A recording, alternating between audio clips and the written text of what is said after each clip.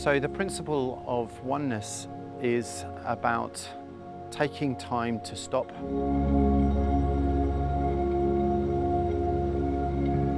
to be still, to ground ourselves in practices or rituals that help us have that lovely deep sense of peace. That may be through meditation, through mindfulness, through yoga, through time in nature. But these times are so important to our sense of well-being.